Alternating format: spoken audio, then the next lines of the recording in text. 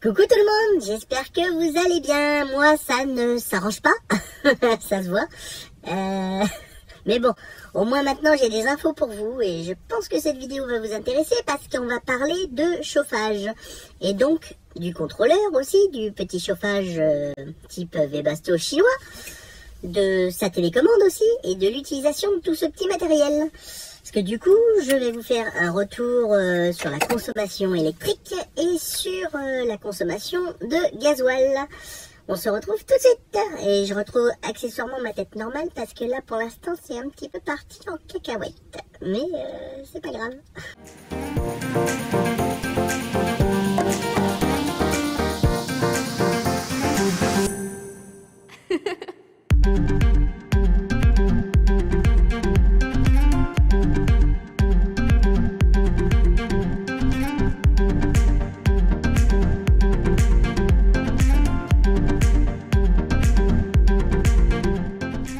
Voilà, donc j'ai retrouvé ma tête normale et ma voix normale, ce qui est déjà un petit peu plus pratique.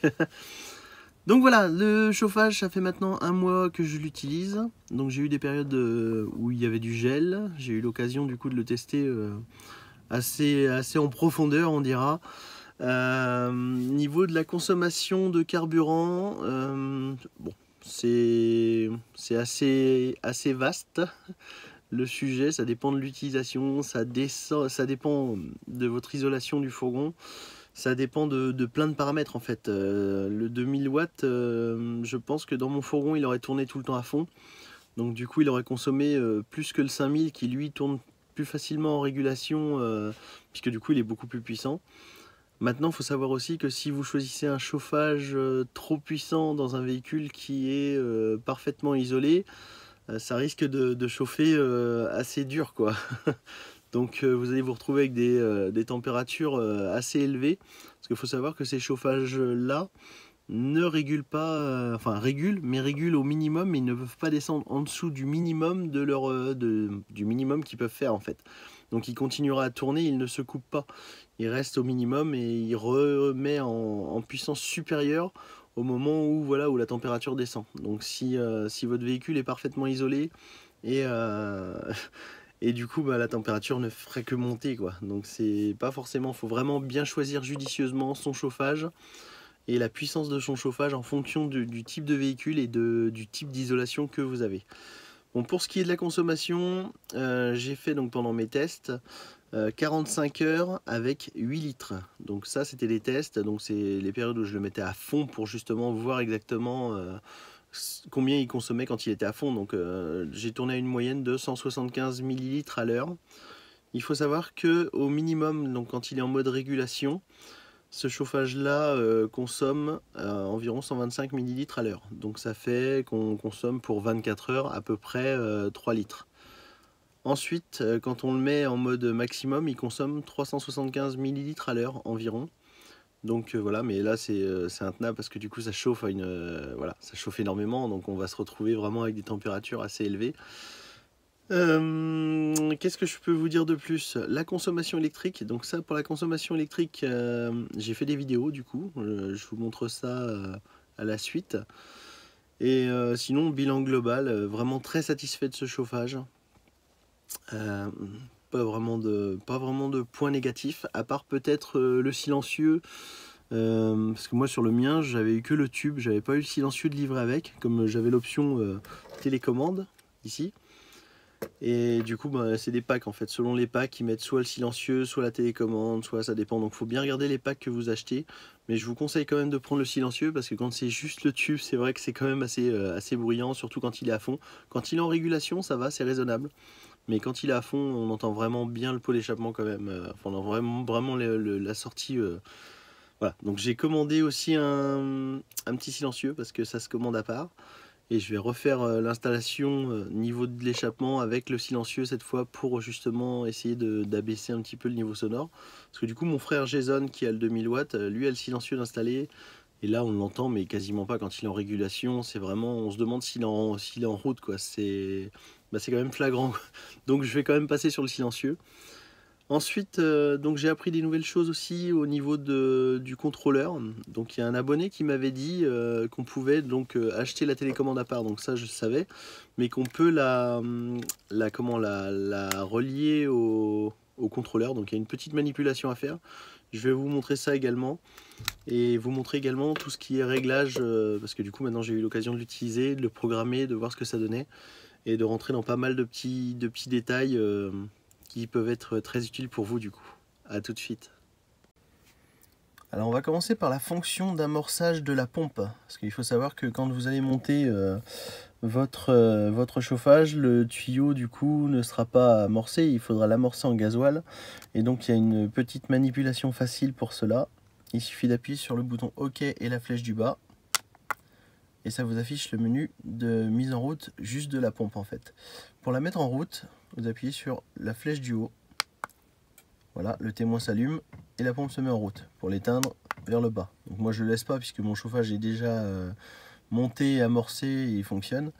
Donc voilà, et pour sortir de là, vous appuyez sur le bouton ici. Voilà, ça c'est pour la fonction d'amorçage de la pompe. Ensuite, vous avez une autre possibilité aussi. Alors c'est pour l'installation de la télécommande, parce que la télécommande du coup, quand vous achetez votre chauffage et que la télécommande est livrée avec, donc les deux sont synchronisés. Mais il se peut que ça déconne un petit peu. Donc ça, bon, je ne l'ai pas eu sur le mien ni celui à mon frère, mais j'ai un abonné qui m'a dit que ça lui était arrivé. Et donc il a trouvé l'astuce pour, faire que les deux en fait soient reliés entre eux. Alors ça peut être utile aussi si vous achetez cette télécommande après en option, parce qu'on les trouve entre 4 et 6 euros. Et il se peut que du coup, enfin c'est pas il se peut, c'est que c'est même sûr que les deux ne seront pas synchronisés. Donc pour synchroniser en fait, la manip est toute simple. Vous appuyez sur la flèche du haut ici, vous la maintenez. Et il vous affiche normalement HFA. Et quand il vous affiche HFA, vous appuyez sur le bouton déverrouiller ici et ça synchronisera vos deux. Bon, moi je ne l'ai pas fait parce qu'il est déjà synchronisé. Ça vous synchronisera les deux ensemble. Donc du coup voilà, il retourne sur l'heure, donc ça c'est bon. Alors les fonctions de base de ce contrôleur. Donc la touche menu ici vous permet d'accéder à pas mal de réglages. Donc l'heure déjà. À régler donc avec les flèches du haut et du bas. Ensuite pour changer de chiffre, vous faites OK. Continuez sur OK. Là vous arrivez sur le réglage d'une heure de démarrage et d'arrêt. Donc là il suffit d'appuyer sur On, enfin la flèche du haut pour le mettre sur On. Vous faites OK. Et là il vous propose de régler les heures de départ et d'arrêt du chauffage. Donc moi il est déjà fait, donc c'est parce que c'était dimanche et le dimanche, voilà, je l'ai mis une petite heure avant de décoller parce que je me fais la grasse mat quand même. Faut pas abuser, on profite un peu. Il y a une deuxième possibilité de programmation d'horaire comme ça. Donc une fois que vous avez fait de toute façon tout ça, bon là je vais ressortir pour l'instant, je vous montrerai ça après. Donc quand l'heure est quand l'heure est réglée pour une heure de départ et une heure d'arrêt, il y a le petit réveil qui se met en route là en bas qui s'allume. Et du coup il se mettra en route et il s'arrêtera tout seul aux heures demandées. Donc on va retourner dans le menu. Voilà, donc ça, celle-là, elle est en marche. Donc là, je vous montre ce truc qui clignote là. C'est parce qu'en fait, on peut rentrer dans les paramètres du chauffage. Donc le code d'accès, c'est... Alors là, il n'est pas bon. Ce qu'il fallait que je fasse, c'était l'autre. Donc voilà, il faut que je mette déjà le premier en fait. Alors c'est 1000... Hop. 1688. Voilà, une fois qu'on a fait ça, on a accès donc au réglage de la pompe. Réglage minimum de la pompe. Donc moi je touche pas parce que voilà, ça peut très bien s'encrasser au niveau du chauffage si ça produit trop. Donc je ne règle pas tout ça, mais bon. Donc là il est ressorti forcément parce que j'ai attendu trop longtemps. Donc je vais retourner sur le menu. Hop, donc je vais refaire ça. Donc voilà, 1688, c'est le code d'accès pour les paramètres spéciaux. Je vous recommande pas d'y toucher parce que bon voilà, c'est vraiment très spécifique. Donc là c'est le débit minimum de la pompe. Ensuite c'est le débit maximum de la pompe. Ensuite vous avez le régime minimum de la ventilation en fait. Voilà, Mais il faut savoir que la ventilation gère aussi la combustion. Donc du coup, c'est pour ça que je ne touche pas à tout ça, quoi. Et là, vous avez le régime maximum aussi du ventilateur. Bon, ça c'est pour le passage en 12 volts ou 24 volts. Mais je ne sais pas si ça correspond au chauffage ou si c'est pour choisir par rapport au type de chauffage en quel voltage est le chauffage en fait. Donc du coup, il vaut mieux pas y toucher non plus. Ça, je ne sais pas du tout à quoi ça sert. Et ça, c'est pareil. Je ne sais pas non plus à quoi ça sert. On peut mettre on-off.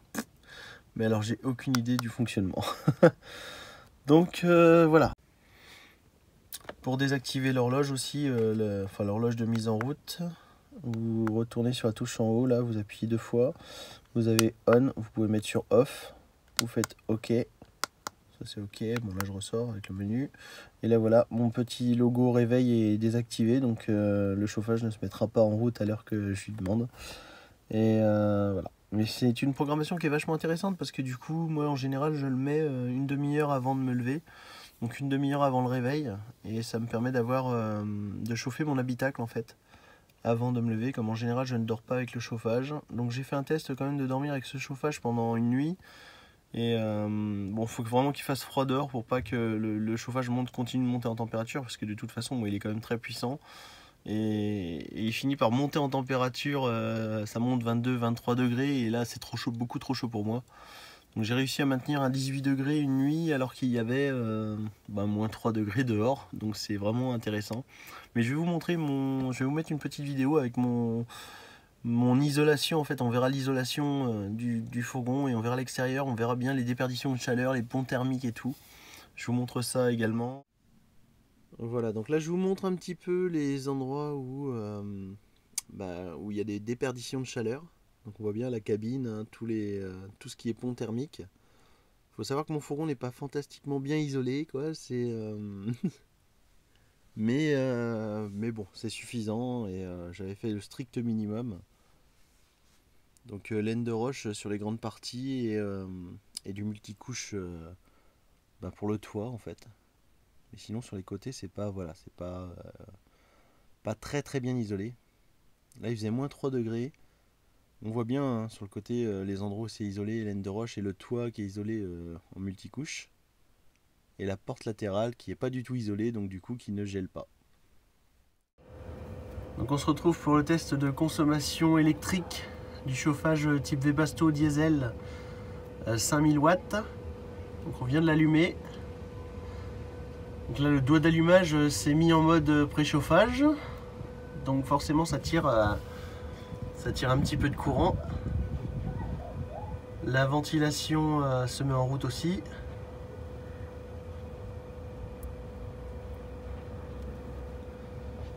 Donc la consommation au démarrage tourne aux alentours de 10 ampères. Donc on peut vous faire ce test grâce à Manu de la chaîne Wilbur et Dragonfly qui nous a prêté ce multimètre. Donc on le remercie.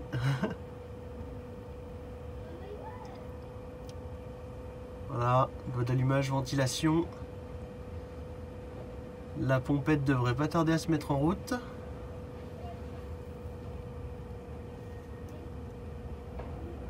Voilà, ça commence. On entend que la combustion commence à se faire.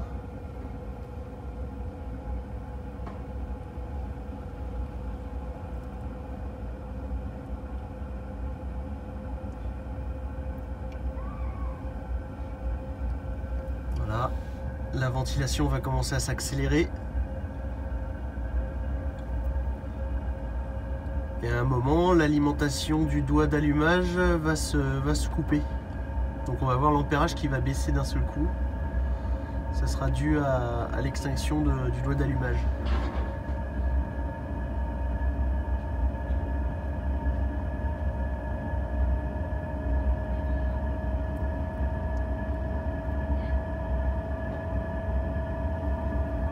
Là, ça se lance. Alors j'ai pas de silencieux hein, sur mon échappement du chauffage. J'en montrerai peut-être un. C'est vrai que c'est quand même un petit peu bruyant. Enfin ça va, c'est raisonnable quand même, mais on peut faire mieux quoi. Voilà, la ventilation se lance à fond, le doigt d'allumage est toujours en marche.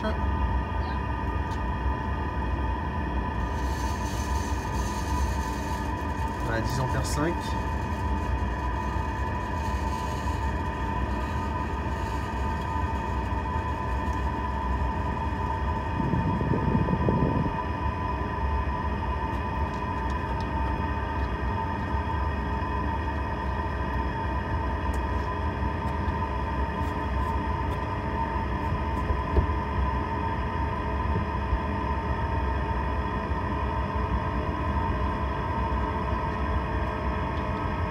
Voilà, 10 ampères 9, 11 ampères. Donc le dos d'allumage est toujours en route. La ventilation se lance à fond. À 11 ampères.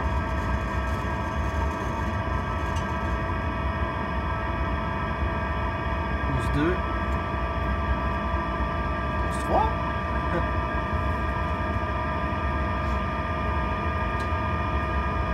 11,5, ok. Là, le doigt d'allumage ne devrait pas tarder à se couper normalement. Voilà, là il s'est coupé. Et là, il nous reste la consommation électrique de la ventilation, du coup, de la pompette et de la ventilation. Le doigt d'allumage est coupé là. Donc ça, c'est la consommation électrique une fois le chauffage démarré et lancé à sa vitesse maximum. Donc on va attendre encore un petit peu parce que je pense que ça va monter encore un petit peu.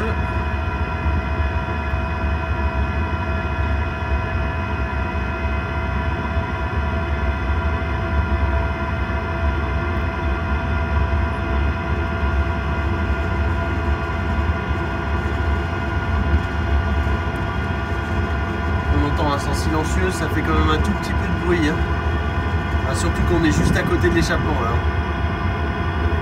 Parce que du coup j'ai pris l'alimentation électrique directement en dessous au fil où il arrive.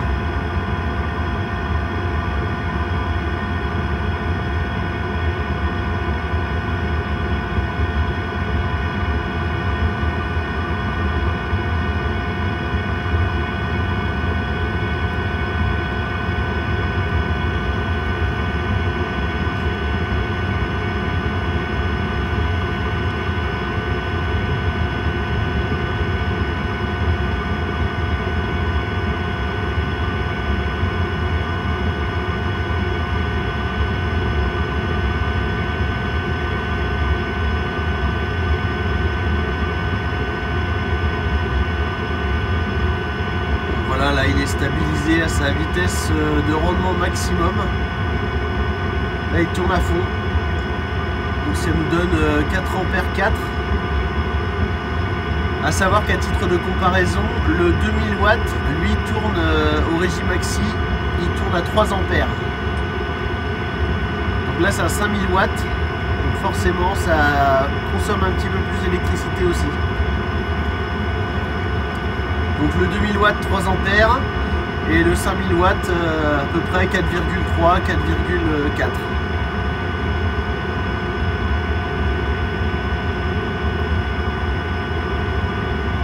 Voilà, on va le laisser réguler et on se retrouve juste après pour la vitesse de régulation et la consommation électrique en étant au minimum de ses capacités. Pour voir un petit peu en mode régulation au minimum la consommation électrique. Donc voilà le chauffage de 5000 watts en mode régulation, la consommation électrique.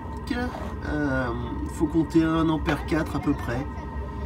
Les variations sont dues à la consommation de la pompette, parce que c'est une pompette magnétique. Donc c'est très intéressant parce que le 5000 watts consomme quasiment la même chose en électricité que le 2000 watts, du coup quand il est en mode régulation. Parce qu'on a testé aussi le 2000 watts et le 2000 watts était aussi à 1 ampère 4 en moyenne. Donc là c'est la conso pour le 5000 et ça tourne à peu près la même chose quoi. 1 4, 1 5 on dira.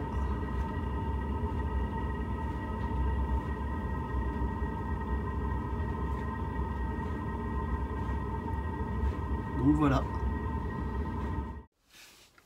Alors une des astuces que je pourrais vous donner également, qui est assez intéressante, puisque du coup la consommation électrique, on l'a vu sur une des vidéos, au démarrage elle est assez importante du coup, enfin assez importante, mais c'est sur une courte période, donc c'est pas méchant. Mais comme ça monte à 11-12 ampères au démarrage avec le doigt d'allumage, moi j'aime bien allumer mon chauffage quand je suis en déplacement. Donc quand je roule, mon véhicule donc chauffe, l'habitacle est chauffé avec le chauffage de la cabine, donc le chauffage du véhicule. Et moi j'aime bien allumer mon chauffage avec la petite télécommande qui est quand même vraiment très pratique avant de m'arrêter en fait. Donc du coup je l'allume, j'appuie sur le bouton de déverrouillage à peu près 10 minutes avant d'arriver sur le lieu où je dois me poser. Ce qui me permet d'avoir le chauffage qui s'est démarré en utilisant l'énergie de l'alternateur. Donc du coup ça n'use pas ma batterie auxiliaire et ça me permet d'avoir un peu plus d'autonomie, même si la consommation n'est pas violente, hein. Mais voilà, c'est vrai qu'en fourgon on est toujours à économiser au niveau de l'électricité, à faire attention. Et ça permet aussi d'économiser niveau carburant du chauffage, puisque du coup il n'aura pas besoin de monter très fort en température. Il va vite se mettre en régulation, puisque le chauffage du véhicule va avoir déjà chauffé l'habitacle à l'arrière. Donc voilà, ça c'est une petite astuce que j'utilise. Et j'espère que ça pourra vous servir aussi, parce que c'est quand même intéressant de s'arrêter, d'avoir le véhicule qui est déjà chaud et qui est déjà en régulation au niveau du chauffage. On est quand même beaucoup mieux, quoi. C'est beaucoup plus confortable que d'avoir le chauffage qui se lance à fond. Et voilà, et c'est niveau économie électrique, c'est pas négligeable quand même, quoi.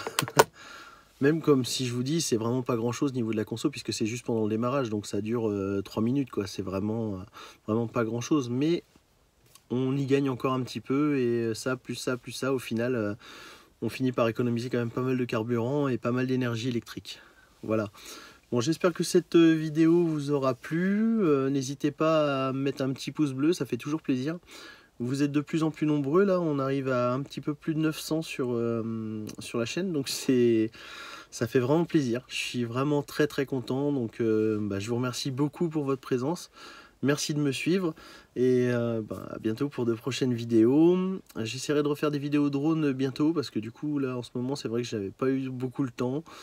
Donc, mais là on se refait un petit périple avec le frangin, et on va se retrouver certainement un petit peu sur des montagnes, et, et on verra un petit peu voilà, d'autres paysages un petit peu différents, parce qu'on est dans le sud de la France en ce moment.